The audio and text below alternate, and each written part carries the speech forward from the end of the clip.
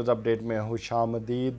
जिस दिन से पीडीएम हुकूमत आई है और पीटीआई की हुकूमत गई है, उस दिन से चाहे वो पाकिस्तान तहरीक इंसाफ है या पाकिस्तान का कोई आम शहरी है, सिर्फ एक ही बात कर रहे हैं कि जो अवामी मसाइल का हल है वो सिर्फ़ और सिर्फ इलेक्शंस हैं। लेकिन ऐसी सूरत में जबकि पूरी की पूरी आप कह लें कि जो सारी गवर्नमेंट है और जितने भी अदारे हैं वो सब के सब इलेक्शन से भाग रहे हों, तो ऐसे वक्त में एक अच्छी खबर सामने आ जाना और वो भी मुल्क की सबसे बड़ी अदालत की तरफ से, यकीनन ये इमरान खान साहब के लिए और मुल्की अवाम के लिए एक खुशाइन बात है। ज़रा मैं थोड़ी सी बात पहले ये कर लूँ कि और वो भी उस दिन ये खबर आई कि जिस दिन जो पुलिस है वो कह रही थी कि जी हम इलेक्शंस के लिए सिक्योरिटी फ्राहम नहीं कर सकते, और दूसरी तरफ लाहौर हाई कोर्ट कह रही थी कि जी नहीं, बड़े केसेस पेंडिंग हैं और हम इलेक्शंस में अभी जो अपना अमला है हम उसको नहीं भेज सकते। अगर पाक आर्मी की बात की जाए तो वहाँ से बयान आ गया कि अभी जिस तरह से ये जो सलाब ज़दगान थे और फिर जो फ़ौज है वो वहाँ पर मसरूफ़ है, तो इस वजह से हम जो सिक्योरिटी है वो हम फ्राहम नहीं कर सकते।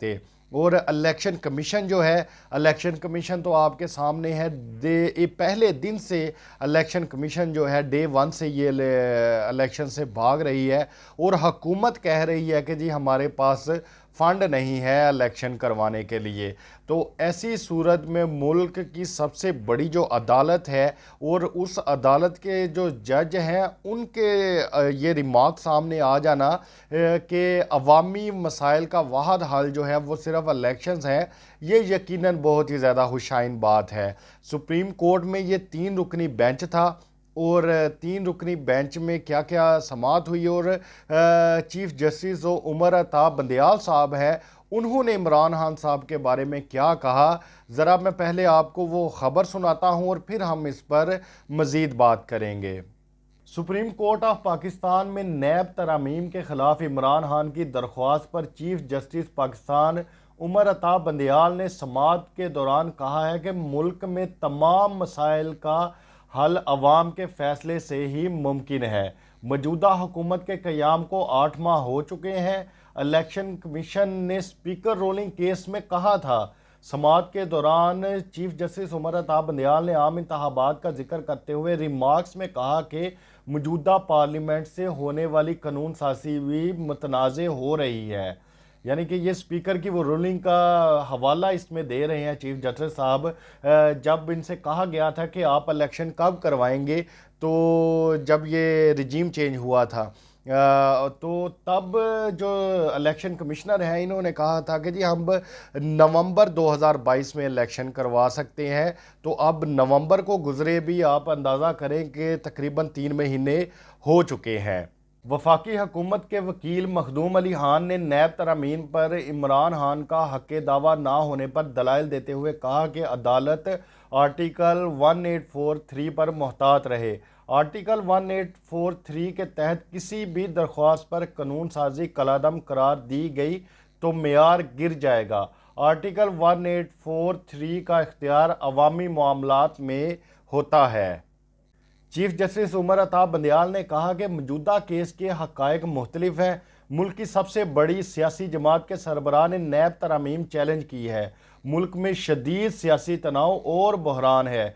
पीटीआई ने पहले पार्लियामेंट छोड़ने की हिकमत अमली अपनाई। तहरीक इंसाफ ने पता नहीं क्यों फिर पार्लियामेंट में वापस आने का फैसला भी कर लिया। दरख्वास्त गुजार इमरान खान कोई आम शहरी नहीं। हुकूमत छोड़ने के बाद भी इमरान खान को अवाम की बड़ी पुश्त पनाही हासिल रही।